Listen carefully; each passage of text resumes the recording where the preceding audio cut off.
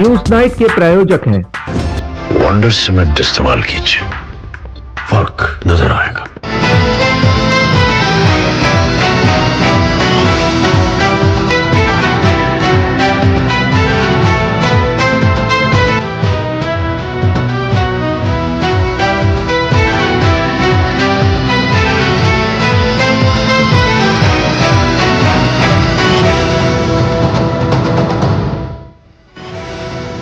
नमस्कार, news night में आप सभी का स्वागत है। अरविंद केजरीवाल को कोर्ट से लगा है झटका। अब 1 अप्रैल तक बढ़ गई है ईडी की रिमांड। कोर्ट में क्या क्या चली दलीलें बताएंगे हम।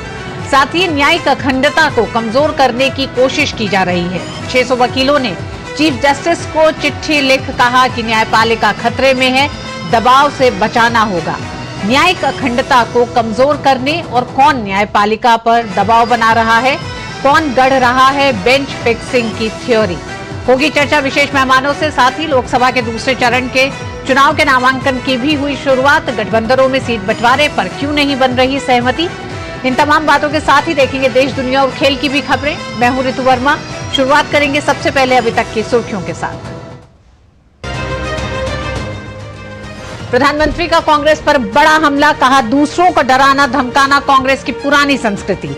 सीजेआई डीवाई चंद्रचूड़ को 600 से ज्यादा वरिष्ठ वकीलों ने लिखा है पत्र। वकीलों ने पत्र में कहा कुछ खास समूह न्यायिक प्रक्रिया को प्रभावित करने की कर रहे हैं कोशिश। दिल्ली के मुख्यमंत्री अरविंद केजरीवाल को नहीं मिली राहत। अब 1 अप्रैल तक रहेंगे ईडी की हिरासत में। ईडी ने दिल्ली शराब नीति मामले में केजरीवाल को 21 मार्च को किया था गिरफ्तार।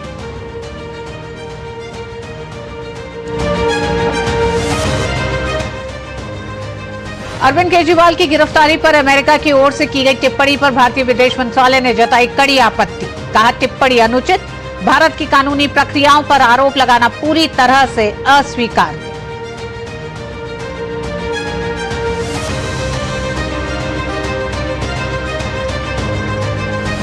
लोकसभा चुनाव के दूसरे चरण की 88 सीटों के लिए अधिसूचना के साथ नामांकन जारी।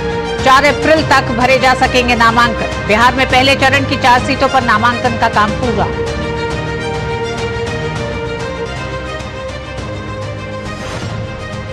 महाराष्ट्र में सीट शेयरिंग पर महाविकास आघाड़ी में संकट बरकरार। प्रकाश अंबेडकर ने संजय राउत पर साधा निशाना। शिवसेना शिंदे गुट ने जारी की 8 उम्मीदवारों की पहली सूची। बिहार में पूर्णिया समेत कई सीटों पर महागठबंधन में फंसा पेच।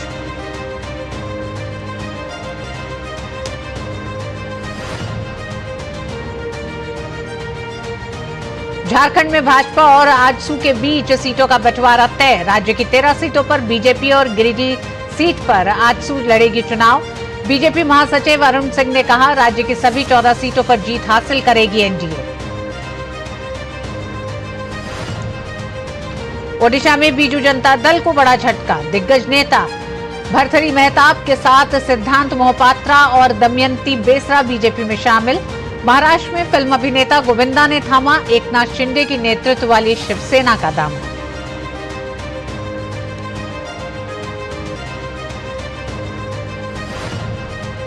आसमान में दिखी भारत की ताकत। स्वदेशी तेजस मार्क 1A लड़ाकू विमान ने भरी सफल उड़ान। 18 मिनट तक हवा में हुई टेस्टिंग।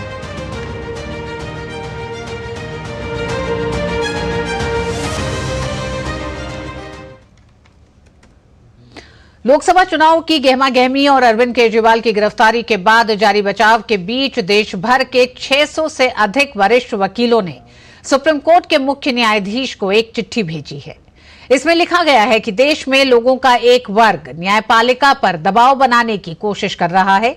सीजेआई डीवाई चंद्रचूड़ को 600 से ज्यादा वरिष्ठ वकीलों के लिखे पत्र पर पीएम नरेंद्र मोदी ने भी अपनी प्रतिक्रिया दी। उन्होंने गुरुवार को कहा कि दूसरों को डराना धमकाना कांग्रेस की पुरानी संस्कृति है। करीब 50 साल पहले उन्होंने प्रतिबद्ध न्यायपालिका कमिटेड जुडिशरी की बात कही थी। देश के जाने माने 600 से ज्यादा वकीलों ने चीफ जस्टिस डीवाई चंद्रचूड़ को चिट्ठी लिखी है। पत्र लिखने वालों में वरिष्ठतम अधिवक्ता हरीश साल्वे से लेकर बार काउंसिल ऑफ इंडिया के अध्यक्ष मनन कुमार मिश्रा समेत तमाम प्रमुख नाम शामिल हैं।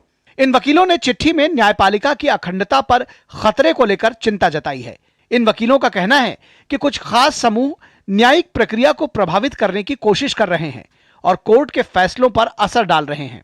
पत्र में कहा गया है कि ये समूह राजनीतिक एजेंडों के साथ आधारहीन आरोप लगा रहे हैं और न्यायपालिका की छवि के साथ खिलवाड़ करने की कोशिश कर रहे हैं।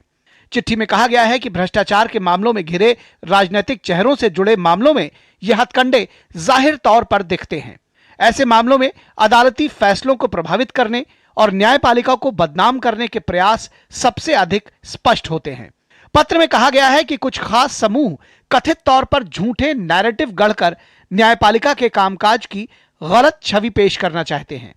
ये समूह मौजूदा वक्त की अदालतों की तुलना कोर्ट्स के एक कथित स्वर्णिम युग से करते हैं ताकि न्यायिक फैसलों को प्रभावित किया जा सके और न्यायपालिका पर जनता के विश्वास को डिगाया जा सके। प्रधानमंत्री नरेंद्र मोदी ने वकीलों की चिट्ठी को लेकर कांग्रेस को आड़े हाथों लिया। उन्होंने सोशल मीडिया प्लेटफॉर्म एक्स पर लिखा कि दूसरों को डराना धमकाना कांग्रेस की पुरानी संस्कृति है। 5 दशक पहले ही उन्होंने प्रतिबद्ध न्यायपालिका का आह्वान किया था। वे बेशर्मी से अपने स्वार्थों के लिए दूसरों से प्रतिबद्धता चाहते हैं, लेकिन राष्ट्र के प्रति किसी भी प्रतिबद्धता से बचते हैं। कोई आश्चर्य नहीं कि 140 करोड़ भारतीय उन्हें अस्वीकार कर रहे हैं। इस मामले पर वकीलों का कहना है कि न्यायपालिका की गरिमा का सम्मान हर हाल में किया जाना चाहिए। देश की जनता और देश के जो भी जागरूक वकील हैं, मोर देन 99%, वो ऐसे जो किसी ढंग के हथकंडे को, किसी ढंग के जुडिशरी पर अटैक को बर्दाश्त नहीं करेंगे। कुछ हमारे एडवोकेट भाई जो उनको जब रिलीफ मिल जाए तो तब ये कहना कि ये कोर्ट्स बहुत अच्छी हैं, बहुत अच्छे तरीके से काम कर रही हैं, और जब उनको रिलीफ ना मिले तब इस तरीके से कहना कि गंदे तरीके से कर रही हैं, कोई प्रेशर हैं, किसी के दबाव में कर रही हैं, विक्टिमाइजेशन हो रहा है। ये इस तरीके की बात करना हमारा जो जुडिशरी को कमज़ोर करना है। इस मामले पर भारतीय जनता पार्टी के प्रवक्ता और सुप्रीम कोर्ट के वकील गौरव भाटिया ने विपक्ष पर हमला बोला है। गौरव भाटिया ने इसे चिंताजनक बताया। जो लोग दबाव बनाते हैं न्यायपालिका पे, न्यायाधीशों पे आपत्तिजनक टिप्पणी करते हैं बिना प्रमाण के, ये चिंताजनक। मैं समझता हूं सब अपना अपना काम कर रहे हैं, लेकिन जो विपक्ष के नेता हैं, ये खासकर अनर्गल बयान करना, न्यायपालिका को कमजोर करना, लोकतंत्र में इस तरह के अनर्गल बयानों का दबाव बनाने का कोई स्थान नहीं है। न्यायपालिका पर खतरा, राजनीतिक और पेशेवर दबाव से न्यायपालिका को बचाना शीर्षक वाली इस चिट्ठी में 600 से ज्यादा वकीलों के नाम हैं। इनमें आदिश अग्रवाल, चेतन मित्तल, पिंकी आनंद, हितेश जैन, उज्ज्वला पवार, उदय होला और स्वरूपमा चतुर्वेदी जैसे अन्य प्रमुख नाम भी शामिल हैं। वकीलों ने इस पत्र में किसी खास मामले का जिक्र तो नहीं किया है। हालांकि यह घटनाक्रम ऐसे समय में आया है जब अदालतें विपक्षी नेताओं से जुड़े भ्रष्टाचार के कई बड़े आपराधिक मामलों की सुनवाई कर रही हैं। Bureau report, DD news. राजनीतिक और पेशेवर दबाव से न्यायपालिका को बचाना शीर्षक से जो चिट्ठी लिखी गई है उसकी खूब चर्चा भी हो रही है और तमाम उसमें जिस तरह के एक तरह से खतरों को इंगित किया गया है उस पर यह बात हो रही है कि ये खतरे आखिर किस समूह से हैं। आज हमारा विशेष इसी पर आधारित है कि भारत की न्यायिक अखंडता को किससे है खतरा। 3 मेहमान हमारे साथ जुड़ गए हैं। तुहिन सिन्हा भारतीय जनता पार्टी के प्रवक्ता हैं। तुहिन जी, आपका स्वागत है। सुलेमान मोहम्मद खान कांग्रेस के प्रवक्ता हैं। सुलेमान जी, आपका भी स्वागत है। Manan Kumar Mishra, senior advocate and chairman bar council of India, आप शामिल हैं इन 600 वकीलों के इस पूरी चिट्ठी में भी। और रामकृपाल सिंह हमारे साथ हैं, वरिष्ठ पत्रकार हैं। रामकृपाल जी, आपका भी बहुत बहुत स्वागत है। सबसे पहले मनन साहब, आप ही के पास आना चाहेंगे और किन खतरों को इस चिट्ठी में इंगित किया गया है, उन खतरों का संदर्भ क्या है? आपने सही कहा कि ये चुनाव का समय है, लोकसभा के चुनाव होने वाले हैं देश में, और बहुत सारे मामले देश के कुछ राजनेताओं से जुड़े हुए अभी हमारे सर्वोच्च न्यायालय के समक्ष हैं, दिल्ली हाई कोर्ट के समक्ष हैं, और उन मामलों में कोई former chief justice, chief minister, कोई सिटिंग चीफ मिनिस्टर, ऐसे लोग इन्वॉल्व हैं। एक चिट्ठी लिखी गई 2 दिन पहले माननीय मुख्य न्यायाधीश महोदय को, हमारे सुप्रीम कोर्ट के, और उसमें एक ग्रुप ऑफ लॉयर्स, एक लॉयर्स का एक ग्रुप है सुप्रीम कोर्ट में, उन लोगों ने चिट्ठी लिखा कि बेंच फिक्सिंग होती है, न्यायपालिका खतरे में है, न्यायपालिका हमको न्याय नहीं मिल पा रहा है जुडिशरी से। और वो चिट्ठी सिर्फ लिखी नहीं गई, उस चिट्ठी को सोशल मीडिया के माध्यम से पूरे देश दुनिया में उसको वायरल कर दिया गया।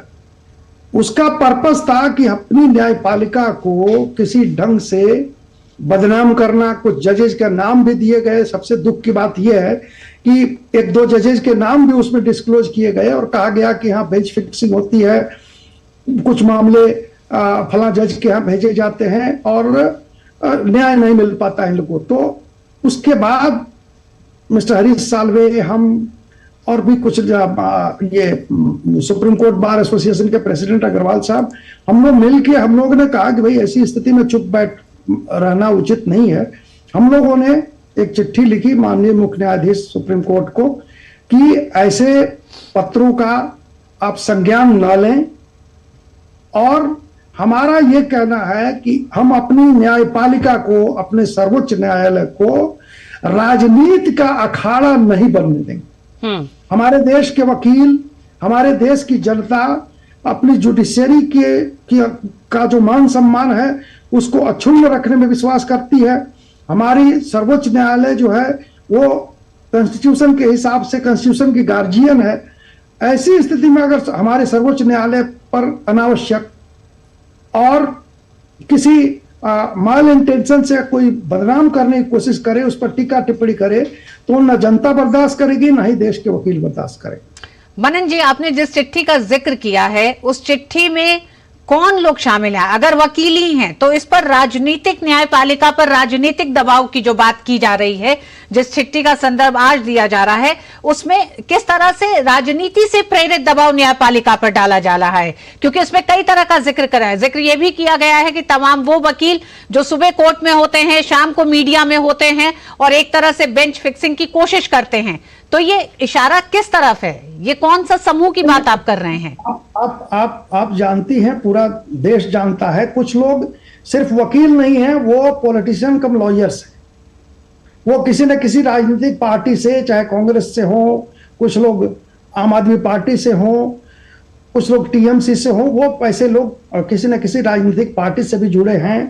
बहुत ऐसे लोग भी हैं। उसके लीडर जो हैं वो पार्लियामेंट के मेंबर भी हैं, राज्यसभा के। तो जो ये चिट्ठियां लिखी जाती हैं या जितने भी इस ढंग के अटेम्प्ट किए जाते हैं जुडिशरी को पर एक प्रेशर प्रैक्टिस माउंट करने के लिए, तो ऐसे ही लोगों के द्वारा लिखी जाती है। इनके पास राजनीतिक मामले आते हैं, राजनीति से संबंधित जो इनके क्लाइंट्स होते हैं, और वो करप्शन में अगर इन्वॉल्व हैं, इन्होंने कोई बेल पिटिशन मूव किया या किसी ढंग का पिटिशन मूव किया, इनके पक्ष में अगर ऑर्डर हो गया तो जुडिशरी एकदम पाक साफ। अगर इनके पक्ष में आदेश नहीं हुआ जी तो जुडिशरी नापाक हो गई। तो ये सारे लोगों को, इन सारे लोगों को, ये मुट्ठी भर लोग हैं। ऐसा नहीं है कि हर प्रांत से, हर देश के कोने कोने से ऐसे वकील एग्रीव्ड हैं। ये वही लोग एग्रीव्ड हैं जुडिशरी से और हमारे सर्वोच्च क्या आपका ये कहना है कि 70 के दशक में जो एक खतरा रहा जुडिशरी पे, और आज प्रधानमंत्री ने भी जो चिट्ठी आई है उसके बाद कमिटेड जुडिशरी, जो एक बार फिर एक तरह से देश को याद आ रहा है 70 का दशक, क्या आपको लगता है कि इस तरह का दबाव जुडिशरी पे हो रहा है? तो ये दबाव कहां से बन रहा है? सवाल क्या राजनीतिक पार्टियों से पूछा जाना चाहिए या आप अभी भी परहेज कर रहे हैं कुछ नाम को लेने के लिए? मनन जी, नहीं, देखिए, कांग्रेस के रिजीम में सबको, हमारे माननीय प्रधानमंत्री जी ने भी सही कहा, और यह सबको याद है कि किस ढंग से सर्वोच्च न्यायालय पे दबाव देने का प्रयास किया गया। कुछ हद तक वो सफल भी हुए। तो अब ये चाहते हैं कि उसी ढंग की बात हम फिर दोहराएं। तो वो हमको लगता है कि आज की तारीख में हमारी डेमोक्रेसी, हमारा लोकतंत्र इतना मजबूत है और न्यायपालिका इतनी मजबूत है, particularly under the leadership of honourable mister justice D.Y.. Chandrachud साहब। वो बड़े बोल्ड और बड़े निर्भीक जज हैं, इंडिपेंडेंट थिंकिंग के लोग, सारे जजेज उनके टीम के आज की तारीख में अब वो जुडिशरी नहीं रही जो 1970 के दशक में थी। तो हमारी जुडिशरी किसी ढंग के दबाव में नहीं आने वाली है। किसी प्रेशर टैक्टिक्स या बेंच फिक्सिंग का कोई भी प्रयास हमारे जुडिशरी में आज की तारीख में सफल होने को नहीं है। माननीय प्रधानमंत्री जी ने जो बात कही है वो अक्षरशः सही कही है। तुहिन जी, प्रधानमंत्री नरेंद्र मोदी ने कांग्रेस पर बड़ा हमला करा है। उन्होंने कहा कि डराना धमकाना कांग्रेस की पुरानी संस्कृति रही है और हम नहीं भूलते हैं कि जिस तरह से कमिटेड जुडिशरी का एक टर्म आया था सामने, उस पूरे न्यायपालिका और न्यायिक तमाम फैसलों को लेकर ये हमला सीधे सीधे कांग्रेस पर है। क्या आपको लगता है कि इस समय जो तमाम आशंकाएं जताई गई हैं 600 वकीलों द्वारा, इस तरह का डर न्यायपालिका पर, और खासकर न्यायपालिका क्योंकि 4 स्तंभों में से एक है जो लोकतंत्र को मजबूत करता है, तो यह हमला लोकतंत्र पर है? देखिए, कांग्रेस की पुरानी फितरत रही है वो अपने हार का हताशा जो है, अपनी हार का हताशा वो देश की संवैधानिक संस्थाओं को बदनाम करके निकालती है। और गांधी इस प्रक्रिया में बहुत पहले से जुटे थे। आपको याद होगा पिछले साल भी जब वो विदेश जाते थे, उनका एक 1 पॉइंट एजेंडा था कि देश में लोकतंत्र खतरे में है। तो ये सीधा सीधा जो है विपक्ष और विपक्ष के नुमाइंदों द्वारा जो है ये देश की छवि को धूमिल करने का प्रयास है।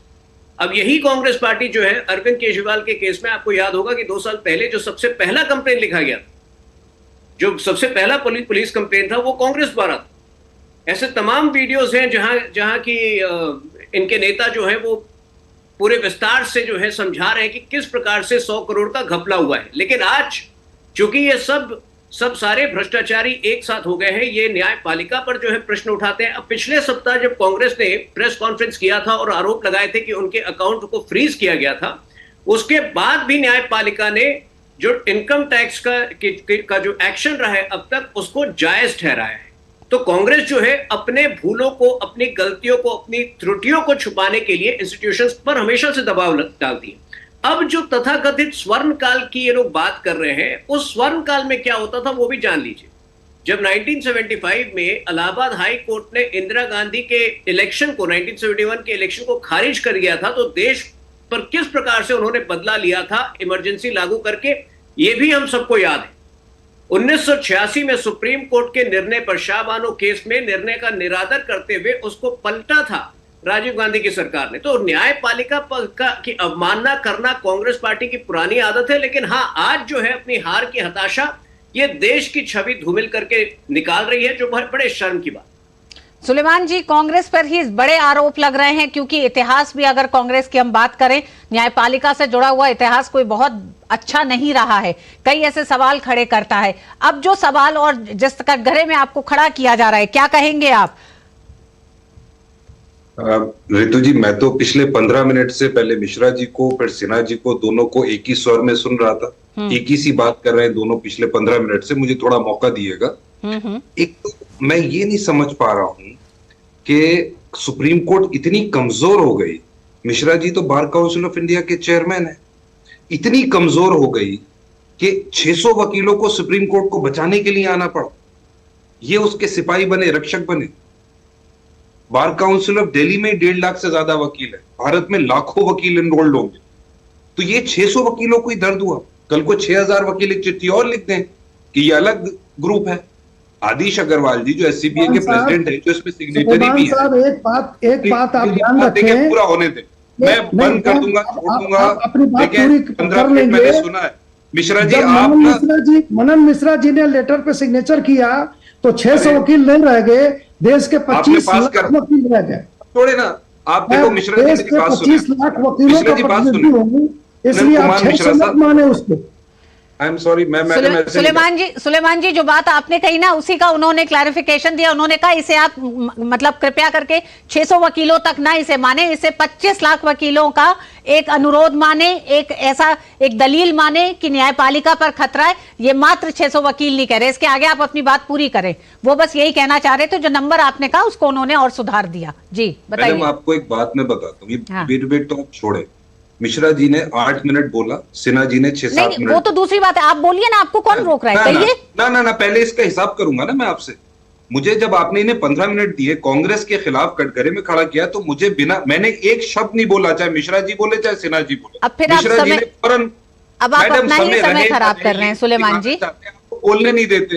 सुलेमान जी आप ही बोल रहे हैं। आपने जब 600 नंबर कहा तो उन्होंने उसे 25 लाख सुधारा, इसके बाद तो वो खामोश है। वो तो खामोश है। अब आप बोलिए।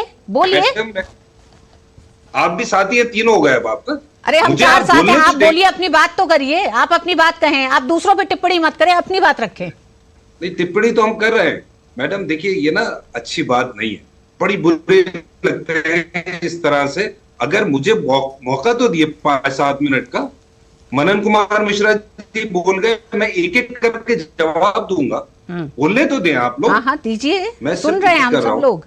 आप मुझे सुन पा रहे? हाँ, पहले तो मनन मिश्रा जी की बात का जवाब दे रहा था, इन्होंने रोक दिया मुझे। फिर 4 मिनट आप 8 मिनट लीजिए, अपनी बात करिए। साइन किया है। अगर बार काउंसिल ऑफ इंडिया के चेयरमैन है, क्या जनरल बॉडी में इन्होंने 25 लाख वकीलों से साइन कराया है? इन्होंने मुझसे कहा कि साइन करे, और तमाम वकीलों से कहा साइन करे, सब उस पर अग्री करते हैं। आदिश अग्रवाल जी SCBA के प्रेसिडेंट है, SCBA की एग्जीक्यूटिव कमेटी से पूछ के कराए क्या किसी से? एक बात। दूसरी बात, 600 वकील, लाखों वकीलों में 600 वकीलों ने साइन कर दिया। आदिश अग्रवाल जी ने तो 1 हफ्ते पहले कहा था किसानों के खिलाफ कंटेम्प्ट करी जाए। उसके बाद उन्होंने कहा था इलेक्टोरल बॉन्ड की कॉन्स्टिट्यूशनल बेंच की जजमेंट को आर्टिकल 143 में रिव्यू कर दें। ये वकील हैं ये जो ये बात कहते हैं। एक बात। दूसरी बात, सुप्रीम कोर्ट को 600 वकीलों की जरूरत नहीं है। जुडिशरी मजबूत है, वो अपने आप को बचा सकती है। पहले चिट्ठी लिखते हैं, उसके बाद प्रधानमंत्री उसको वो करते हैं, सेकंड करते हैं कि ये कांग्रेस इसी तरह की हरकतें करती है। फिर आप कहती है कि 70s का दौर याद आता है। मैडम 70s में कांग्रेस की सरकार थी, उसमें भी इलाहाबाद हाईकोर्ट ने इंदिरा गांधी जी का इलेक्शन कैंसिल कर दिया था। इतनी मजबूत जुडिशरी थी। आज भाजपा की सरकार है, इसीलिए तो इंदिरा गांधी ने कहा था जुडिशरी से, भाजपा से खतरा जुडिशरी को, भाजपा से। एक बात। दूसरी बात मैं बताना चाहता हूं, जहां तक इलेक्टोरल बॉन्ड्स की जजमेंट आई है, उसके बाद से इस तरह की बातें हो रही हैं, क्योंकि सॉलिसिटर जनरल साहब ने, तुषार मेहता जी ने उस प्रोसीडिंग में 15 या 17 मार्च को जब एक मिसलीनियस एप्लीकेशन फाइल करी थी, तो CGI की कॉन्स्टिट्यूशनल बेंच में उनसे कहा था कि यहाँ जो लॉयर्स हैं वो बाहर जाके मीडिया के सामने कहते हैं, एक रनिंग कमेंट्री बोलते हैं, वो अनकंट्रोल्ड है, फिर सोशल मीडिया पे जाती है। ये सारे सबमिशन CGI के सामने कर दिए गए। CGI ने कहा हम इतने मजबूत हैं कि हमारे ऊपर इससे कोई फर्क नहीं पड़ता है। आज ये फिर ये डिबेट निकाल दी गई जब CGI ने इसे रिजेक्ट कर दिया। तीसरी बात, अभिषेक मनु सिंघवी राज्यसभा MP हैं या कोई भी MP है और वो लॉयर भी हैं। क्या बीजेपी में राज्यसभा MP और लॉयर्स नहीं रहे? आज नहीं है। राम जेठमलानी साहब कौन थे? अरुण जेटली साहब कौन थे? तमाम राज्यसभा के MP हैं।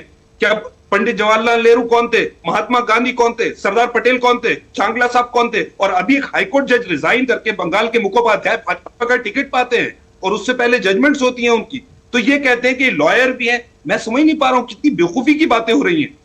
और तीसरी बात, भ्रष्टाचार की बात कर रहे थे, भाजपा के प्रवक्ता भ्रष्टाचार की बात कर रहे थे, मैं उनका जवाब देना चाहता हूं।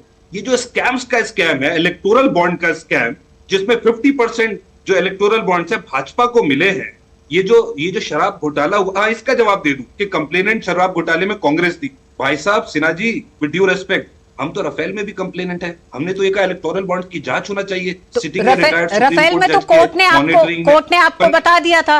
रफेल में तो कोर्ट ने आपसे माफी मंगवा ली थी सुलेमान जी। वो उसी कोर्ट ने, जिस कोर्ट को आप कह रहे हैं कि कोर्ट बहुत ताकतवर है, तो कोर्ट की ताकत को स्वीकारना भी पड़ता है ना। मैडम सुनिए तो, हाँ। अरे सुनिए तो वर्मा जी सुनिए तो। जी कहिए। ट्रेन लॉयर हूँ। आर्टिकल 32 की पिटीशन थी, उसमें सुप्रीम कोर्ट ने यह कहा था कि 32 की पिटीशन में ये सब नहीं हो सकता। हम तो JPC की डिमांड कर रहे थे और ना ही हमारी पिटीशन थी, वो किसी पब्लिक इंटरेस्ट लिटिगेंट की पिटीशन थी। 32 की रिट पिटीशन में सुप्रीम कोर्ट ने कहा था हम इंटरफेयर नहीं करेंगे। हमारा मामला खारिज नहीं हुआ आज तक। हमने कहा जेपीसी करो, मोदी जी जेपीसी से डरते, ठीक, कहते जांच नहीं आपको कराऊंगा। पर्याप्त समय दे दिया ना सुलेमान जी, अब जरा तुहिन जी से जवाब ले लिया जाए। इलेक्टोरल, मैडम सुनिए, हाँ, इलेक्टोरल बॉन्ड अभी रह गई बात आपकी। जी जी जी, तो कह रहे हैं इलेक्टोरल बॉन्ड में जांच कराइए, भ्रष्टाचार की बात सुनिए। हेमंता बिस्वा शर्मा, वो बंगाल वाले मंत्री जो इनके हैं, अजीत पवार, अशोक चौहान, जिन्हें मोदी जी कहते थे भ्रष्टाचारी हैं, 50,000 करोड़ के, 1 लाख करोड़ के, सब भाजपा में है। तो पूरी भाजपा भ्रष्टाचारी है, क्योंकि मोदी जी और अमित शाह ने जी नहीं कहा था। हम न्यायपालिका को लेकर जो खतरे, जिन खतरों को बात हो रही है सुलेमान जी, जरा उस पर बात कर ली जाए। कोशिश करती है जी, जब सीईसी की जजमेंट आई कॉन्स्टिट्यूशनल बेंच, तुहिन जी, सुलेमान जी ने कहा कि तमाम इनके भी वकील हैं। अगर अभिषेक मनु सिंघवी भ्रष्टाचार का बचाव करते हैं तो क्या गलत है? कपिल सिब्बल अगर आतंकवादी का बचाव करते हैं तो क्या गलत है? और न्यायपालिका पर अगर सवाल उठता है देश में और देश के बाहर, अगर अरविंद केजरीवाल के मामले पर बाहर से सवाल उठते हैं, अगर अमेरिका कुछ कहता है, जर्मनी कुछ कहता है, विदेश मंत्रालय पुरजोर तरीके से उसका विरोध करता है, लेकिन उसमें हर्ज क्या है? तो जी, क्योंकि आपके भी बहुत सारे सांसद वकील हैं, इल्जाम ये है। मैंने सबसे पहले कोई सांसद वकील हो वकील ना हो, ये वो मामला है नहीं कि सांसद, आप उनको शांत कराइए, समय सुलेमान जी काफी लंबा समय आपने कह लिया, अब आपके आरोप है उस पर जवाब भी लेना, इस चर्चा को आगे भी बढ़ाना है। सर कोई मोनोलॉग तो है नहीं कि आप बोलते रहेंगे और हम 4 लोग सुनते रहेंगे। देखिए, मामला ये है ही नहीं कि कौन सांसद वकील है, कौन सांसद वकील है नहीं है।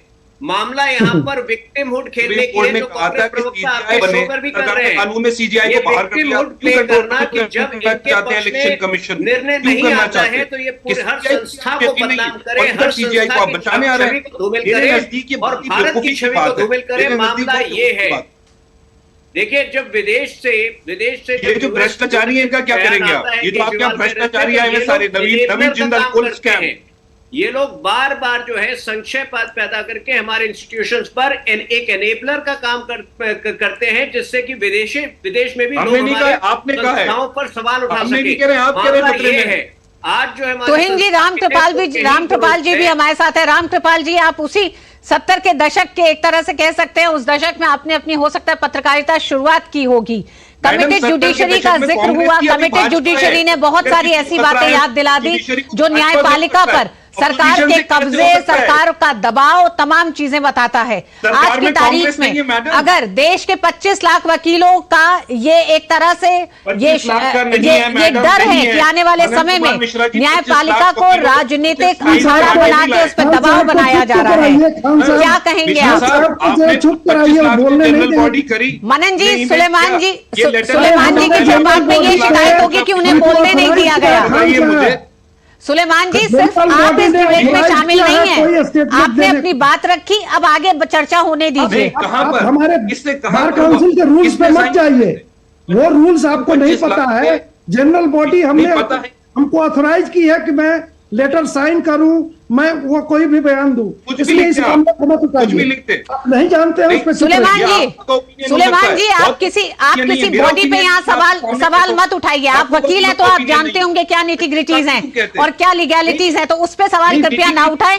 हम उस चिट्ठी में जिन खतरों को लिखा गया है उस पर हम बात कर रहे हैं। आप एक वकील हैं, आपकी भी दिलचस्पी होना चाहिए कि अगर देश का लोकतांत्रिक ढांचा, न्यायपालिका पे कुछ लोग, कुछ समूह अगर हमला कर रहे हैं और उस खतरे से बचाना है।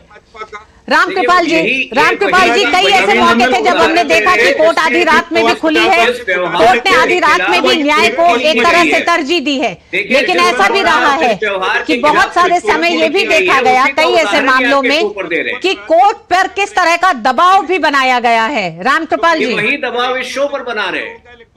ये सुलेमान जी अगर इजाजत दें तब तो हम कुछ बोलें। अगर सुलेमान जी बोलिए आप। सुलेमान जी, हमको भी बुलाया गया है अपनी बात रखने के लिए, अगर आप इजाजत दें तो हम भी कुछ कहें। देखिए, मैं तो कोई वकील हूं नहीं, ना मुझे लीगल सारी चीजें का पता है, लेकिन इतना मैं कहूंगा, मैंने एक लंबा दौर देखा है। आज जो लोग सत्ता में हैं वो लंबे दौर तक विपक्ष में रहे हैं, ऐसा नहीं है, लेकिन मैंने कभी ये नहीं देखा था, फैसले पहले भी होते थे, अदालतें करती थी, थोड़ी बहुत लोगों में किसी तरह के एकेडमिया में कुछ बात होती थी, लेकिन इस देश की जनता हमेशा अदालत के फैसले को बहुत ही पवित्र मान करके कि वो सही फैसला किया है, कोर्ट ने जो भी किया है, चाहे वो पक्ष में हो किसी के विपक्ष में हो, हमेशा उसके सामने सिर झुकाती थी, उसे मानती थी। लेकिन एक बात तो है कि पिछले 2014 के बाद से कई ऐसी घटनाएं हुई हैं, किसी छोटे आदमी की बात मैं नहीं करता हूं, किसी वकील की बात नहीं करता हूं, इस देश के सार्वजनिक पद पर पार्टियों में बैठे हुए लोग विदेश में जाकर के कहते हैं कि हमारी जुडिशरी को कंप्रोमाइज किया जा रहा है, उस पर दबाव डाला जा रहा है। अगर इस तरह की बातें आप विदेश में कहेंगे, और देश में भी जितनी बार, अभी देखिए हर फैसले के बाद कुछ लोग जांच एजेंसियों पर आरोप करते करते लोग अक्सर अदालतों का नाम लेने लगे हैं। सवाल इस बात का है कि अब जैसे कोई भी मामला है, जब जांच एजेंसी ने कोर्ट में अपनी दलील दे दी, कोर्ट उसके बाद डिसीजन ले रही है, वहां पे ना तो सत्ता पार्टी है ना विपक्ष है। ये मामला तो जांच एजेंसियों द्वारा जुटाए गए सबूत और अदालत और जज के बीच का है। लेकिन वहां भी देखिए बार बार यह कहा जाता है, मतलब जुडिशरी के पर उंगली उठाई जाती है। राम मंदिर के केस में फैसला हुआ, सबने कहा था कि जो भी आएगा हम मानेंगे, लेकिन उसके बाद के देख लीजिए आम जनता ने टिप्पणी नहीं की। लेकिन ये जो क्लासेस है, जो बड़े भारी जानकार संविधान के और कानून के बनते हैं, उन्होंने क्या क्या टिप्पणियां की हैं जान दीजिए। मुझे तो आश्चर्य एक बात पर होता है कि सुप्रीम कोर्ट ये सब चीजें सुन लेती है और सह लेती है। इसके चलते ये जो प्रवृत्ति अब बढ़ रही है, सुप्रीम कोर्ट को बहुत स्ट्रिक्टली जो भी अदालत पर उंगली उठाता है उस पर कंटेम्प्ट करके बिल्कुल उसको अंदर आना चाहिए कि सारे सबूत लाओ, नहीं तो ये जो है ना चिकोटी काट के भाग जाना। ये जो चीजें शुरू हुई हैं, जितने भी फैसले हुए, आप देखिए जितने भी फैसले, अगर कहीं से भी ऐसा लगता है कि पॉलिसी के पक्ष में हुए, सरकार की किसी नीति को सही बताया गया, तो उसकी आलोचना होती है जुडिशरी कंप्रोमाइज कर गई, जबकि वो पॉलिसी खुद पिछली सरकार ने बनाई थी। तो मतलब इतना ब्लाइंडली जैसे ऐसा परसेप्शन फैलाया जा रहा है जनता में कि जैसे सरकार सारी संस्थाओं को तो कहा ही जाता है, सारी संवैधानिक संस्थाओं का, चाहे वो चुनाव आयोग हो, किसी भी तरह का, रामकृपाल जी, हालांकि सुलेमान जी इस डिबेट से चले गए हैं। मनन जी, अंत में बस एक संक्षिप्त टिप्पणी आपसे चाहूंगी।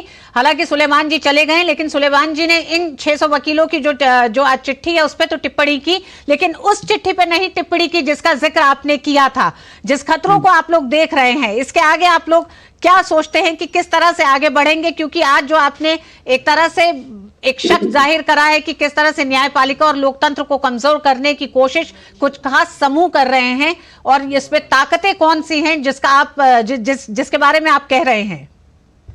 नहीं, ऐसा है कि हमने अपनी उसी चिट्ठी में यह भी लिखा है कि ऐसे लोग जो कि न्यायपालिका को खंडित करके, बदनाम करके और अपने निजी स्वार्थ के लिए कुछ करना चाहते हैं, तो वैसे अटेम्प्ट के लिए माननीय मुख्य न्यायाधीश सुप्रीम कोर्ट को हमने ये आग्रह किया है कि इनके खिलाफ जो भी कार्रवाई हो, कंटेम्प्ट का केस बनेगा, वैसी कार्रवाई की जाए।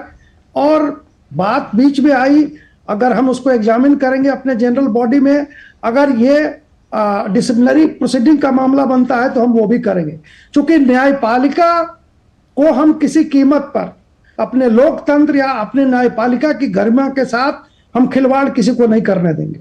जी, बहुत बहुत धन्यवाद मनन जी, आपका भी, रामकृपाल जी आपका, तुहिन जी आपका, हमारे साथ इस पूरी चर्चा में शामिल होने के लिए। देश के वकीलों ने एक बड़ी चिंता जाहिर की है जो न्यायपालिका को लेकर मौजूदा खतरे, और उनको लगता है कि कुछ लोग हैं जो न्यायपालिका पर राजनीतिक दबाव डालकर उसकी अखंडता को कहीं ना कहीं चोट पहुंचाना चाहते हैं। इसको लेकर अपना एक कंसर्न उन्होंने जाहिर करा है। वक्त एक छोटे से ब्रेक का है, ब्रेक के बाद होंगी कुछ और खबरें। देखते रहिए डीडी न्यूज। साल, बरस और सदी नहीं, एक युग गुजर जाएगा, उम्र न पूछो वंडर की, जब फर्क नजर आएगा। वंडर सीमेंट, फर्क नजर आएगा। मैं क्या जी, सब जानते हैं, जहां दिखे मारियो, अपना समझ के खा लियो।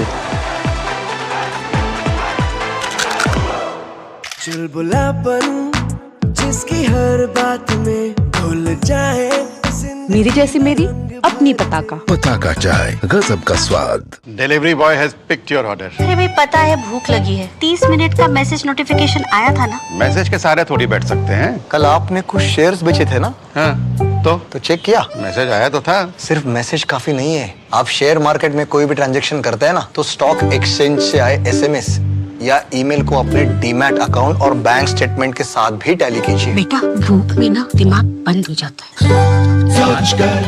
समझकर इन्वेस्ट कर। पानी के महत्व को प्रचारित करने के लिए हमारी कंपनी धानुका एग्रीटेक ने नारा दिया, खेत का पानी खेत में, गांव का पानी गांव में। विश्व जल दिवस पर एक पहल करें, बचाएं पानी की हर बूंद। साल बरस और सदी नहीं, एक युग गुजर जाएगा। उम्र न पूछो वंडर की, जब फर्क नजर आएगा। वंडर सीमेंट, फर्क नजर आएगा। आबकारी नीति घोटाले से जुड़े मनी लॉन्ड्रिंग मामले में गिरफ्तार दिल्ली के मुख्यमंत्री अरविंद केजरीवाल की मुश्किलें अभी थमती नजर नहीं आ रही हैं। कथित शराब घोटाले में राउज एवेन्यू कोर्ट ने सीएम अरविंद केजरीवाल की कस्टडी 4 दिन और बढ़ा दी है। दिल्ली के मुख्यमंत्री अरविंद केजरीवाल की ईडी रिमांड फिर बढ़ गई है। अब उन्हें 1 अप्रैल तक प्रवर्तन निदेशालय की कस्टडी में रहना होगा। दिल्ली की राउज एवेन्यू कोर्ट ने गुरुवार को सुनवाई के बाद ये फैसला सुनाया। दिल्ली एक्साइज पॉलिसी केस में ईडी रिमांड पर चल रहे अरविंद केजरीवाल ने गुरुवार को कोर्ट में सुनवाई के दौरान खुद दलीलें दी। अरविंद केजरीवाल ने कहा कि देश के सामने आम आदमी पार्टी के भ्रष्ट होने की झूठी तस्वीर पेश की गई है और वो ईडी की जांच का सामना करने के लिए तैयार हैं। इस मामले पर दिल्ली सरकार में मंत्री और आप नेता गोपाल राय ने कहा कि केजरीवाल की गिरफ्तारी केवल राजनीतिक कारणों से हुई है। सारा जो मामला है वो अदालत के समक्ष है और आज तक ईडी, सीबीआई छापेमारियां करती रही हैं, गिरफ्तारियां करती रही हैं, लेकिन अभी तक कोई भी ऐसा ठोस सबूत एजेंसियों को नहीं मिला जिसके आधार पर वो कह सकें कि कोई भ्रष्टाचार हुआ है। दिल्ली भाजपा अध्यक्ष वीरेंद्र सचदेवा ने फैसले का स्वागत करते हुए कहा कि कानून अपना काम कर रहा है। शराब नीति किसने बदली? अरविंद केजरीवाल ने। लूट खसोट किसने की? अरविंद केजरीवाल ने। उसमें राजनीति कहाँ से आ गई? और अगर इनको राजनीति दिख रही है तो जिन हाई कोर्ट्स के माननीय जजेस ने वो फाइल देखी जो ये कहा कि भाई जांच एजेंसी को अपना काम करना चाहिए, तो वो भी क्या राजनीति कर रहे हैं क्या? कोर्ट में पेशी के दौरान ईडी ने कहा कि अरविंद केजरीवाल के बयान दर्ज किए गए हैं, लेकिन उनका एक व्यक्ति से सामना कराना है। साथ ही जब्त किए गए डिजिटल डेटा का भी परीक्षण करना है। ईडी ने कहा कि केजरीवाल अपने फोन और दूसरे डिजिटल माध्यमों के पासवर्ड का खुलासा नहीं कर रहे हैं। साथ ही ईडी ने कहा कि मुख्यमंत्री केजरीवाल जवाब देने में टालमटोल कर रहे हैं। जांच एजेंसी ने कहा कि उनके पास सबूत हैं कि केजरीवाल ने आबकारी नीति मामले में 100 करोड़ रुपए की रिश्वत की मांग की। विकास सारथी के साथ bureau report, DD news. Arvind Kejriwal की गिरफ्तारी पर अमेरिका की ओर से की गई टिप्पणी पर भारतीय विदेश मंत्रालय ने कड़ी आपत्ति जताई है। विदेश मंत्रालय ने कहा कि टिप्पणी अनुचित है और भारत की कानूनी प्रक्रियाओं पर आरोप लगाना पूरी तरह से अस्वीकार्य है। As you know that we've already, yesterday India had lodged its strong objection and protest with the senior official from the US Embassy with regard to the comments made by the US State Department. The recent remarks by the State Department are unwarranted. Any such external imputation on our electoral and legal processes is completely unacceptable. In India, legal processes are driven only by the rule of law. Anyone who has similar ethos, especially fellow democracies, should have no difficulty in appreciating this fact. India is proud of its independent and robust democratic institutions. We are committed to protect them from any form of undue external influences. और news night में वक्त एक छोटे से break का। साल बरस और सदी नहीं, एक युग गुजर जाएगा। उम्र न पूछो वंडर की, जब फर्क नजर आएगा। वंडर सीमेंट, फर्क नजर आएगा। दीदी नौकरी लग गई। अरे वाह, बधाई हो। तो अब तो ढेर सारी शॉपिंग। हाँ दी, नया मोबाइल। अरे रुको शहजादे, सैलरी से पहले खर्चे। इंस्टेंट लोन भी तो मिलता है। पहले बजट बनाना सीखो, फिर खर्च करो। पर दी, देखो, कमाई का एक हिस्सा हमेशा बचाना चाहिए, लेकिन पार्टी देने से नहीं बचोगे तुम। हाँ दी, पार्टी मेरी, बजट तुम्हारा। अच्छा। RBI कहता है, सही वित्तीय बर्ताव करे आपका बचाव। पानी के महत्व को प्रचारित करने के लिए हमारी कंपनी धानुका एग्रीटेक ने नारा दिया, खेत का पानी खेत में, गांव का पानी गांव में। विश्व जल दिवस पर एक पहल करें, बचाएं पानी की हर बूंद। साल बरस और सदी नहीं, एक युग गुजर जाएगा। उम्र न पूछो वंडर की, जब फर्क नजर आएगा। वंडर सीमेंट, फर्क नजर आएगा। यारो, शादी तो मैं प्रीति से ही करूंगा। कॉलेज टॉप करके अच्छी सी नौकरी लूंगा, झट से प्रीति को प्रपोज कर दूंगा और फैमिली हॉलिडे स्पेन में। वाह यार, मैं तेरी प्लानिंग का बड़ा फैन हूं। तू आज ही SBI में अपना सेविंग्स अकाउंट ओपन कर ले और अपने स्पेन हॉलिडे की सेविंग शुरू कर दे। SBI सेविंग्स अकाउंट के साथ पाइए सेफ, सिक्योर, कन्वीनियंट बैंकिंग और ग्रेट कस्टमर सर्विस। SBI, देश का फैन। चुलबुलापन जिसकी हर बात में भूल जाए। मेरी जैसी मेरी अपनी पताका। पताका चाय, गजब का स्वाद।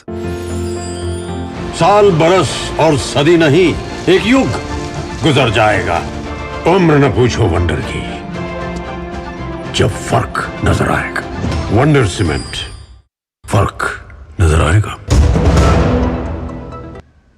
लोकसभा चुनाव के दूसरे चरण में 11 राज्य और 1 केंद्र शासित प्रदेश के 88 सीटों पर अधिसूचना के साथ ही नामांकन प्रक्रिया आज से शुरू हो गई। हालांकि दूसरे चरण में इन 88 सीटों के साथ ही बाहरी मणिपुर संसदीय क्षेत्र की 13 विधानसभा क्षेत्रों में भी 26 अप्रैल को वोट डाले जाएंगे। वहीं बिहार में पहले चरण की 4 सीटों के लिए नामांकन के आखिरी दिन भी कई उम्मीदवारों ने नामांकन भरे। लोकसभा चुनाव के लिए दूसरे चरण की अधिसूचना के साथ ही नामांकन भरने का काम शुरू हो गया। उम्मीदवार 4 अप्रैल तक नामांकन दाखिल कर सकेंगे। नामांकन पत्रों की जांच 5 अप्रैल को होगी और 8 अप्रैल तक नाम वापस लिए जा सकेंगे। मतदान 26 अप्रैल को होगा। दूसरे चरण में जिन सीटों पर चुनाव होना है उनमें केरल की सभी 20 सीटें, कर्नाटक की 14 सीटें, राजस्थान की 13 सीटें, उत्तर प्रदेश की 8 सीटें, महाराष्ट्र की 8 सीटें, मध्य प्रदेश की 7 सीटें शामिल हैं। इसके अलावा असम और बिहार की 5-5 सीटें, छत्तीसगढ़ और पश्चिम बंगाल की 3-3 सीटें, जबकि त्रिपुरा, मणिपुर और जम्मू कश्मीर की 1-1 सीट शामिल है। वहीं बाहरी मणिपुर संसदीय क्षेत्र की 13 विधानसभा क्षेत्रों में भी 26 अप्रैल को वोट डाले जाएंगे। सुरक्षा कारणों से बाहरी मणिपुर लोकसभा सीट पर 2 चरणों में मतदान होगा। पहले चरण में बाहरी मणिपुर सीट की 15 विधानसभा क्षेत्रों में 19 अप्रैल को वोट डाले जाएंगे। इस सीट के लिए चुनाव की अधिसूचना को पहले चरण के लिए जारी गजट अधिसूचना में शामिल किया गया था। बिहार में पहले चरण की 4 लोकसभा सीटों पर नामांकन के अंतिम दिन भी एनडीए और महागठबंधन समेत विभिन्न दलों के उम्मीदवारों ने नामांकन दाखिल किया। गया सीट से हम पार्टी प्रमुख जीतन राम मांझी और आरजेडी उम्मीदवार कुमार सर्वजीत ने नामांकन दाखिल किया। वहीं जमुई सीट से एलजेपी रामविलास प्रत्याशी अरुण भारती और महागठबंधन प्रत्याशी अर्चना रविदास ने नामांकन किया। लड़ाई होती है, उसको बहुत आसान और बहुत कठिन हम नहीं मानते हैं। हम लड़ना जानते हैं, मनयोग से लड़ेंगे, जनता का आशीर्वाद मिलेगा, ऐसा हमको विश्वास है। पूरा भरोसा है मुझे कि गया जिला के चाहे कोई जाति धर्म के लोग हों, सबका हमें आशीर्वाद प्राप्त है और प्राप्त होगा। देश भर में लोकसभा चुनाव 7 चरणों में कराए जा रहे हैं और वोटों की गिनती 4 जून को होगी। जनादेश डेस्क, डीडी न्यूज। बिहार में महागठबंधन में खींचतान जारी है। बिहार के बाहुबली नेता पप्पू यादव कांग्रेस से पूर्णिया से टिकट चाहते हैं, पर आरजेडी ने बीमा भारती को पूर्णिया से मैदान में उतारा है। ऐसे में अब देखने वाली बात यह है कि पप्पू यादव क्या रुख अपनाते हैं। बिहार के बाहुबली नेता पप्पू यादव खुद के चले दांव में ही फंस गए हैं। पूर्णिया से टिकट की आस में अपनी पार्टी का कांग्रेस में विलय करने वाले पप्पू यादव ने ये सोचा भी नहीं था कि गठबंधन का घटक दल राष्ट्रीय जनता दल ही उनके राह में कांटे बिछा देगा। दरअसल पूर्णिया लोकसभा सीट के लिए पप्पू यादव की खुली घोषणा के बावजूद लालू यादव ने यहां से बीमा भारती को टिकट दे दिया है। उधर कांग्रेस आला कमान लाचार दिखाई दे रहा है। हालांकि पप्पू यादव भी पीछे हटने को तैयार नहीं है। बीमा भारती को पूर्णिया से आरजेडी का टिकट मिलने के बाद पप्पू यादव ने भी अपनी दावेदारी पेश कर दी है। पप्पू यादव अभी तक अपने रुख पर कायम है। हालांकि अब वे कांग्रेस में हैं, तो महागठबंधन धर्म का पालन करना उनकी मजबूरी बन चुका है। मतलब कांग्रेस पार्टी कुछ कर नहीं सकती और पप्पू यादव कुछ करने के काबिल ही नहीं बचे। पप्पू यादव कह रहे हैं कि वे पूर्णिया को किसी भी स्थिति में नहीं छोड़ेंगे। कांग्रेस की विचारधारा मेरे लिए सर्वोपरि है। पूर्णिया की जनता और खास तौर पर हर घर की माँ और बेटी पप्पू यादव को अपना भाई, अपना बेटा बना चुका है। तो इसीलिए निर्णय कभी नहीं बदलता और एक ही बार मैंने कह दिया है कि दुनिया छोड़ देंगे, पूर्णिया नहीं छोड़ेंगे। हम लोग मिलकर 24 भी जीतेंगे और 25 तो जीतेंगे ही जीतेंगे। इसी उम्मीद के साथ आज हम कांग्रेस नेतृत्व को खास तौर पे अपने राष्ट्रीय अध्यक्ष, अपने बहन प्रियंका जी, जिन्होंने बहुत मजबूती के साथ हमें हिम्मत दी और उन्होंने कहा कि जस्ट यू ज्वाइन, ये मेरे लिए इससे बड़ी बात कुछ नहीं हो सकती थी। उधर केंद्रीय मंत्री गिरिराज सिंह ने विपक्षी गठबंधन पर हमला करते हुए कहा कि बिहार में इंडी गठबंधन की कोई मौजूदगी नहीं है। मैं लालू प्रसाद जी एक छत्र नेता हैं, उनकी मर्जी पर यहाँ महागठबंधन है, चाहे कांग्रेस हो चाहे वाम दल हो। लालू जी चाहेंगे तो इन लोगों को देंगे, न चाहेंगे तो नहीं देंगे। किन्हीं का कांग्रेस का तो वजूद ही नहीं है। महाराष्ट्र में देखिए महागठबंधन की वही स्थिति है। महागठबंधन, इंडी गठबंधन जिसे कहते हैं, इसका कोई वजूद नहीं है। ये केवल मोदी जी को गाली देने के लिए इकट्ठे हुए हैं, इसके सिवा इसका कोई वजूद नहीं है, चाहे बिहार हो चाहे महाराष्ट्र हो। बीमा भारती 23 मार्च को नीतीश कुमार की पार्टी जेडीयू को छोड़कर आरजेडी में शामिल हुई थी। वे बिहार सरकार में मंत्री भी रह चुकी हैं। सूत्रों के मुताबिक बिहार में महागठबंधन में सीट शेयरिंग लगभग तय मानी जा रही है, जिसमें आरजेडी को 26, कांग्रेस को 9, सीपीआई-एमएल को 3, सीपीआई सीपीएम को 1-1 सीट पर चुनाव लड़ने का मौका दिया जा सकता है। Bureau report, DD news. और वक्त एक छोटे से ब्रेक का है। न्यूज नाइट में खबरें भी बाकी हैं, देखते रहिए डीडी न्यूज। साल, बरस और सदी नहीं, एक युग गुजर जाएगा। उम्र न पूछो वंडर की, जब फर्क नजर आएगा। वंडर सीमेंट, फर्क नजर आएगा। मैं क्या जी, सब जानते हैं, जहां दिखे मारियो, अपना समझ के खा लियो।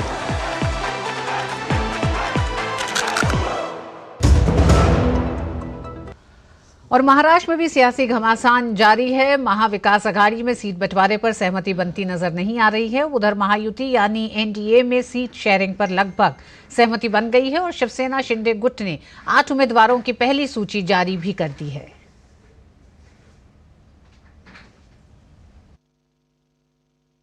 महाराष्ट्र में लोकसभा चुनाव के मद्देनजर सत्ता पक्ष और विपक्ष दोनों अपने अपने उम्मीदवारों को अंतिम रूप देने में जुटे हैं। महाराष्ट्र की कुल 48 लोकसभा सीटों के बंटवारे को लेकर एनडीए की महायुति और विपक्षी गठबंधन महाविकास अघाड़ी में लगातार बैठकों का दौर जारी है। सूत्रों के मुताबिक महायुति यानी एनडीए में सीट शेयरिंग पर सहमति बन गई है और जल्द ही सीट बंटवारे का ऐलान हो सकता है। तो वहीं दूसरी तरफ महाराष्ट्र में सीट शेयरिंग को लेकर विपक्षी गठबंधन में एकजुटता तो छोड़िए, अब कटुता नजर आने लगी है। गठबंधन तोड़ने के बाद अब प्रकाश अंबेडकर ने सोशल मीडिया मंच एक्स पर पोस्ट के जरिए शिवसेना यूबीटी के नेता संजय राउत पर करारा प्रहार किया। उन्होंने संजय राउत पर झूठ बोलने और पीठ में छुरा घोंपने का भी आरोप लगाया। उन्होंने गठबंधन धर्म पर सवाल उठाते हुए कहा कि ये कैसा रिश्ता है कि एक तरफ गठबंधन का भ्रम दिखा रहे हैं और दूसरी तरफ हमें गिराने की साजिश कर रहे हैं। आपको बता दें कि प्रकाश अंबेडकर की पार्टी वंचित बहुजन अघाड़ी पहले महाविकास अघाड़ी और इंडी अलायंस के साथ गठबंधन में थी, मगर सीट शेयरिंग पर बात नहीं बनने के बाद प्रकाश अंबेडकर ने गठबंधन से दूरी बना ली और लोकसभा की 9 सीटों पर अकेले चुनाव लड़ने का निर्णय लिया। हालांकि वंचित बहुजन अघाड़ी और महाविकास अघाड़ी के संबंधों के बारे में पूछे जाने पर शिवसेना यूबीटी नेता संजय राउत कह रहे हैं कि महाराष्ट्र में चुनाव 5वें चरण में है और अभी बातचीत के लिए पर्याप्त समय है। मैं Congress party as a whole मैं उनकी बात करता हूँ। मैं किसी व्यक्ति विशेष ने कुछ टिप्पणी की उसके ऊपर बात नहीं करूँगा। ये बात अगर मल्लिकार्जुन खड़गे साहब ने कही है तो उसके ऊपर मैं टिप्पणी करूँगा। ये बात अगर नाना पटोले जी, बाला साहेब थोरात जी ने की है या पृथ्वीराज चौहान जी ने की है तो मैं बात करूँगा। ठीक है, कांग्रेस पार्टी के मन में कोई दर्द हो सकता है। इसी प्रकार का दर्द हमें रामटेक और कोल्हापुर के सीट के बारे में है। सीटिंग है हमारी आघाड़ी में, इस प्रकार की बातचीत और चर्चा और सीट के अदला बदल हो जाती है। दरअसल बुधवार को शिवसेना यूबीटी ने एक तरफा तौर से पहली लिस्ट में 16 उम्मीदवारों के नामों का ऐलान कर दिया, जिसके बाद कांग्रेस और एनसीपी में भारी नाराजगी देखने को मिली। कांग्रेस नेता संजय निरुपम ने तो कांग्रेस आलाकमान से गठबंधन तोड़ने की अपील भी कर डाली। हालांकि गुरुवार को कांग्रेस नेता पृथ्वीराज चौहान ने कहा कि 1-2 सीटों को लेकर सहयोगियों से बातचीत जारी है और इसे जल्द सुलझा लिया जाएगा। So yesterday's list, there's nothing new. Issue about some Mumbai seats is there. We're still discussing some Mumbai seats. I think more or less we reached an agreement. Maybe there is a issue about 1 or 2 seats each. With NCP maybe a seat or so. With Shiv Sena a couple of seats. I think today we are meeting to plan out the campaign strategy, and this issue also will be discussed. इस बीच मुंबई में NCP शरद गुट प्रमुख शरद पवार ने लोकसभा चुनाव के लिए उम्मीदवारों की सूची को अंतिम रूप देने के लिए अपने दल के नेताओं से मुलाकात की। महाराष्ट्र में महाविकास अघाड़ी में गठबंधन धर्म का पालन न करने पर अपनी नाराजगी व्यक्त कर चुके शरद पवार के अगले कदम का सबको इंतजार है। हालांकि एनसीपी एससीपी ने उत्तर पूर्व मुंबई सीट पर अपना दावा ठोका है और कहा है कि अगर महाविकास अघाड़ी एक साथ चुनाव लड़ती है तो सभी को ऐसा करना चाहिए। कैंडिडेट डिक्लेयर किए हैं वो तो देखो महाविकास आघाड़ी ने एक साथ रह के ही नाम अनाउंस करना चाहिए। अगर उन्होंने किए है तो फॉर्म तो भरा नहीं अभी तक, तो जो हमारी हक की सीट है वो हमें दे दे। हमारी राखी यादव तैयार है लड़ने के लिए तो वो फॉर्म भरेगी, लेकिन इस तरह से जोर जबरदस्ती से नहीं ना। तुम लोग जब दोस्त समझ के और एक साथ लड़ोगे तो हमारी जो हक की सीट है वो हमें मिलनी चाहिए। मोदी सरकार के विरोध में खड़े हुए महाविकास अघाड़ी गठबंधन में आपसी हितों का टकराव थमने का नाम नहीं ले रहा है। गठबंधन में शामिल दल केवल अपना स्वार्थ साधने के चक्कर में खींचतान में लगे हुए हैं और गठबंधन धर्म को भूलते नजर आ रहे हैं। Bureau report, DD news. और न्यूज नाइट में वक्त एक छोटे से ब्रेक का।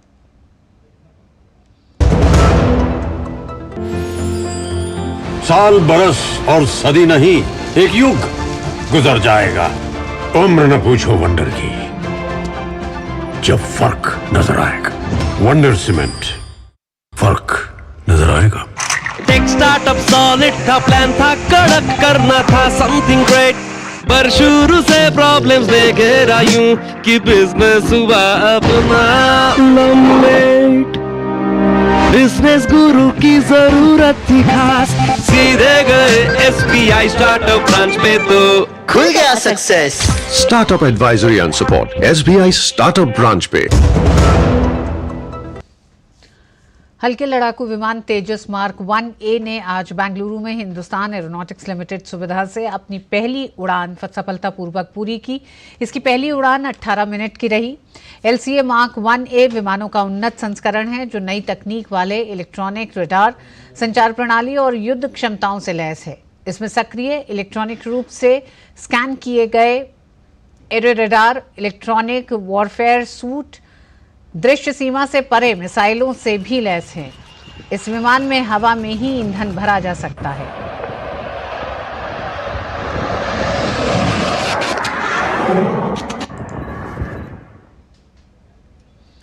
महाराष्ट्र ठाणे में पहले इस्कॉन मंदिर का उद्घाटन हुआ है। पीरामल ग्रुप की सोसाइटी में इस्कॉन मंदिर की प्राण प्रतिष्ठा हुई।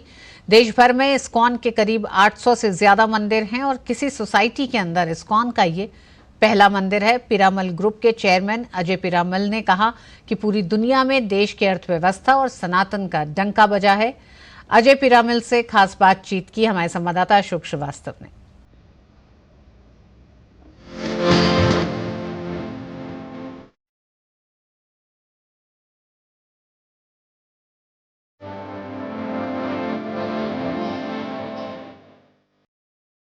हम मुंबई में हैं और मुंबई में एक विशेष प्रयोजन से हैं। यहाँ पर मुंबई में पीरामल वैकुंठ धाम एक सोसाइटी में पहली बार ऐसा हो रहा है कि इस्कॉन मंदिर यहाँ पर उसकी स्थापना हुई है और यहाँ प्राण प्रतिष्ठा हुई है। जब रेजिडेंशियल कॉम्प्लेक्स या इस तरह की सोसाइटीज़ होती हैं तो उसमें बड़ा फोकस जो है रहता है कि भाई लोग जिनके पास पैसा है वो देखते हैं स्विमिंग पूल है कि नहीं है, क्लब है कि नहीं है। मंदिर वो एक छोटी सी जगह हो जहाँ लोग जाके सिर्फ शीश नवा लें, उतना भर भाव होता है। लेकिन यहाँ पर इतना बड़ा जो मंदिर है, क्या उसके पीछे भाव ये भी है कि अब लोग ज़्यादा मंदिर जाने लगे हैं। लोगों को ज़्यादा जो है संस्कृति से, सनातन धर्म से, हिंदू धर्म से और अपनी मूल जो जड़ें हैं उनकी प्रति लोगों का ज़्यादा लगाव है। क्या ये भी भाव रहा? आध्यात्मिक अगर कोई को ज्ञान मिले और कोई मंदिर में जाए या और कोई भी रिलीजियस जगह में जाए, उनको कुछ ना कुछ शांति मिलती है, इसीलिए हमने किया है। लेकिन ये भी बात सच है कि आजकल मंदिर में जाने का बहुत ज़्यादा इंटरेस्ट हो रहा है। आप काशी के हो, मैं देख रहा था नंबर, काशी के पहले साल में 1 करोड़ पिलग्रिम्स वहाँ जाते थे, अब बोलते हैं 8.5 करोड़ जा रहे हैं और ये बढ़ता ही जा रहा है।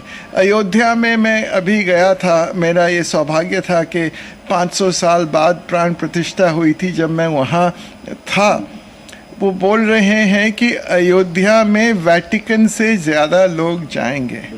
7 तो बड़ी 5 स्टार होटल खुल रही है। तब ये तो सब यही दिखा रहा है कि लोगों को इसमें अभी बहुत इंटरेस्ट है, तो ये खुशी की बात है। विश्व में सबसे बड़ी जो सभी बड़ी इकोनॉमीज़ में भारत का ग्रोथ सबसे ज़्यादा है। कोविड में सभी लोग इतना ख़राब कर रहे थे, बड़ी से बड़ी इकोनॉमी, भारत की अर्थव्यवस्था एकदम स्ट्रॉन्ग रही है। लोगों को पहली बार इतना जनधन, ये जो जैम है, चाहे वो जनधन अकाउंट्स है, आधार है, मोबाइल है, उससे कितना फ़ायदा हो रहा है, ये तो सबको दिखता है। ये बोलने वाले बोल सकते हैं, लेकिन आप ये ज़मीन से नहीं जुड़े हैं। न्यूज़ नाइट में आज बस इतना ही। छोड़ जा रहे हैं आपको कुछ बड़ी खबरों के साथ। मुझे दीजिए अनुमति। नमस्कार।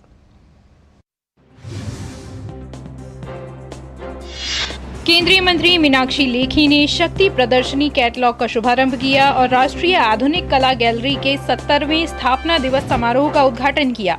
इस मौके पर केंद्रीय मंत्री मीनाक्षी लेखी ने कहा कि हम सब जानते हैं कि भारत की विचार और परंपरा में शक्ति के क्या मायने हैं। आज उसी शक्ति को उत्सव के रूप में मनाया जा रहा है।